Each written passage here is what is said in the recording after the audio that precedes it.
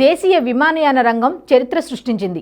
ఆదివారం ఒక్కరోజే 5 లక్షల మందికి పైగా విమానాల్లో ప్రయాణించారు. ఒకే రోజులో 5 లక్షల మార్కు దాటడం ఇదే తొలిసారి. దేశవ్యాప్తంగా పండుగలు, పెళ్లిళ్ల సీజన్లు ఉండటంతో ఒక్కసారిగా ఈ డిమాండ్ పెరిగినట్లుగా తెలుస్తోంది. ఆదివారం దాదాపు 90% ఆక్యుపెన్సీ కంటే ఎక్కువ ఉందని నిపుణులు చెబుతున్నారు.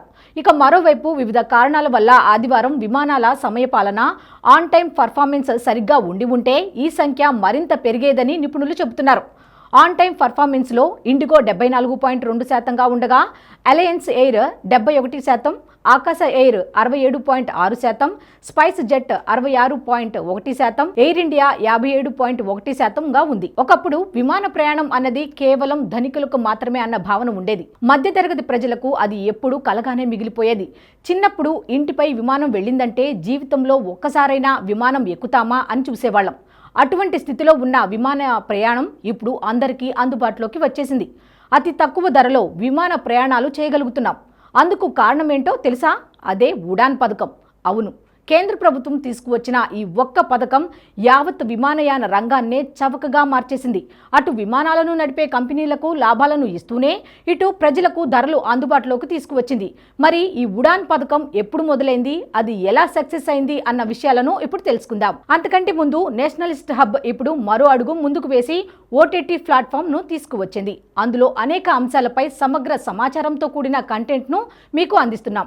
ఇప్పుడే www.nhprime.in వెబ్సైట్లోకి లాగిన్ అయ్యి సబ్స్క్రైబ్ చేసుకోండి. దేశంలో సామాన్యులకు కూడా విమాన ప్రయాణం అందుబాటులోకి తీసుకురావాలనే ఉద్దేశంతో కేంద్రంలోని నరేంద్ర మోదీ ప్రభుత్వం 2016లో ఉడే దేశ్ కా ఆమ్ నాగరిక్ అనే పథకాన్ని తీసుకువచ్చింది. దీని ద్వారా విమానయానానికి మౌలిక సదుపాయాలను కేంద్రం అభివృద్ధి చేసింది. అంతేకాకుండా దేశంలో విమానయాన సంస్థలకు నష్టాలు చేకూరకుండా కొన్ని చర్యలు తీసుకుంది.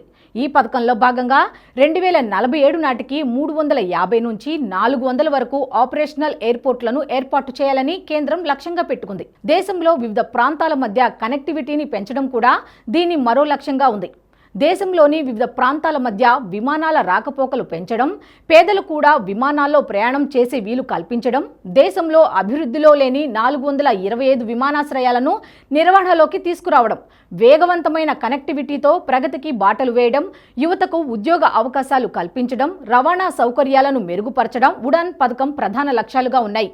ఉడాన్ పథకంలో భాగంగా విమాన ప్రయాణానికి సంబంధించి 500 కిలోమీటర్ల దూరానికి 2,500 రూపాయలు వసూలు చేస్తారు. ప్రాంతాల మధ్య సంబంధాలు పెరగడానికి ఈ దిశగా చర్యలు తీసుకున్నారు. అంటే కిలోమీటర్కు సగటున అయ్యే ఖర్చును 5 రూపాయలకు తగ్గించారు. ఉడాన్ పథకంలో భాగంగా ఈశాన్య ప్రాంతాలకు విమాన సర్వీసులను కేంద్ర విమానయాన సంస్థ పెంచింది. ముఖ్యంగా భారతదేశంలో టూరిజం పెరగడానికి ఉడాన్ పథకం కీలక పాత్ర పోషిస్తోంది. ఉడాన్ స్కీమ్ ఇప్పటికే చాలా పేర్లతో విజయవంతంగా దేశంలో అమలైంది. ఉడాన్ 1.0, ఉడాన్ 2.0, ఉడాన్ 3.0, ఉడాన్ 4.0, ఉడాన్ 4.1, కృషి ఉడాన్, ఇంటర్నేషనల్ ఉడాన్ పేర్లతో సామాన్యులకు చేరుకుంది. ఇంటర్నేషనల్ ఉడాన్ పథకం కింద చిన్న పట్టణాలను సైతం విదేశీ నగరాలతో అనుసంధానించారు. ఒకప్పుడు రాజధానుల్లోని ఎయిర్పోర్టులకు మాత్రమే, అది కూడా కొన్ని పెద్ద రాష్ట్రాల్లోని ఎయిర్పోర్టులకు మాత్రమే విదేశీ మార్గాలతో అనుసంధానం ఉండేది. కానీ ఇప్పుడు చాలా చిన్న పట్టణాలకు కూడా వీటిని అనుసంధానించారు. కేవలం ప్రయాణికులకు మాత్రమే కాదు, రైతులు తమ ఉత్పత్తులు రవాణా చేసుకోవడానికి విమాన సర్వీసులను ఉపయోగించుకునేలా కేంద్ర ప్రభుత్వం వీలు కల్పించింది. కృషి ఉడాన్ కింద కేంద్ర ప్రభుత్వం రైతులకు ఈ సౌకర్యాలు కల్పించింది. 2020 ఆగస్టులో సివిల్ ఏవియేషన్ మంత్రిత్వ శాఖ దీన్ని లాంచ్ చేసింది. దీని కింద రైతులు తమ వ్యవసాయ ఉత్పత్తులను ఇతర ప్రాంతాలకు చేరవేసుకునేందుకు విమాన సేవలు అందుబాటులోకి వచ్చాయి. ఉడాన్ పథకం కింద హెలికాప్టర్, సీప్లేన్ సేవలు కూడా అందుబాటులోకి వచ్చాయి. 1000కి పైగా కొత్త మార్గాలలో ఈ పథకం అందుబాటులోకి వచ్చింది. 100కి పైగా విమానాశ్రయాల్లో ఇది అమలవుతోంది. ఈ పథకంలో మరింత మంది ప్రయోజనాలు పొందేలా విమానయాన సంస్థలు మార్కెటింగ్ కార్యకలాపాలను నిర్వహిస్తున్నాయి. ఇక దేశవ్యాప్తంగా ఈ స్కీమ్ను విజయవంతంగా అమలు చేసేందుకు అవసరమైన మౌలిక సదుపాయాలను ఏర్పాటు చేస్తున్నాయి. ఈ ఉడాన్ పథకం ద్వారా కేంద్రం అనేక రాయితీలు అందిస్తోంది. అవేంటో ఓసారి చూద్దాం. ఈ స్కీమ్ కాల వ్యవధి 10 సంవత్సరాలు ఉంటుంది. 10 ఏళ్ల తర్వాత అవసరమైతే మళ్లీ పొడిగిస్తారు. కాంపిటేటివ్ బిడ్డింగ్ ప్రాసెస్ ద్వారా ఎంపికైన విమానయాన సంస్థలు ఉడాన్లో పాల్పంచుకోవచ్చు. ఈ బిడ్డింగ్లో ఎంపికైన విమానయాన సంస్థలకు ఉడాన్ పథకం కింద రాయితీలు లభిస్తాయి. కేంద్ర ప్రభుత్వం ఈ సంస్థలకు వాల్యూ గ్యాప్ ఫండింగ్ను కవర్ చేసేందుకు రాయితీ ఇస్తుంది. ఈ స్కీమ్ కింద టికెట్లు బుక్ చేసుకునే వారికి జీఎస్టీ రాయితీ లభిస్తుంది. రాష్ట్ర ప్రభుత్వాలు కూడా ఉడాన్ స్కీములో భాగమయ్యాయి. దీన్ని ప్రోత్సహించేందుకు పలు కార్యక్రమాలు కూడా అమలు చేస్తున్నాయి.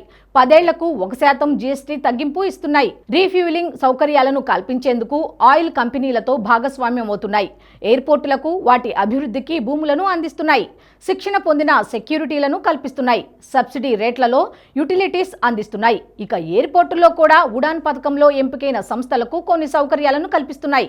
ఉడాన్ సేవలందించే ఎయిర్పోర్టులకు ఎలాంటి పార్కింగ్, ల్యాండింగ్, స్టోరేజ్ ఛార్జీలు ఉండట్లేదు. టెర్మినల్ నావిగేషన్, ల్యాండింగ్ ఛార్జీలు లేవు.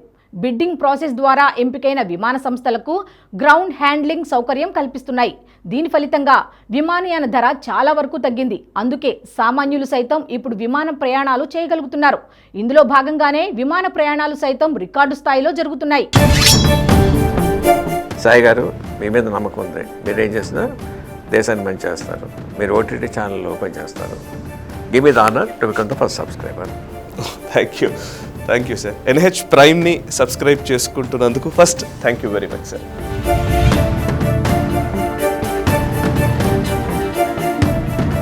ఈ వీడియో మీకు నచ్చినట్టయితే లైక్ చేయండి, 10 మందికి షేర్ చేయండి. అలాగే కామెంట్ల రూపంలో మీ అభిప్రాయాలను మాతో పంచుకోండి. Nationalist hub group of channels ను సబ్స్క్రైబ్ చేసుకుని తెలుగునాట జాతీయవాద జర్నలిజాన్ని ప్రోత్సహించండి. ఈ వీడియో కింద ఉన్న బెల్ ఐకాన్ పై క్లిక్ చేయడం మర్చిపోవద్దు.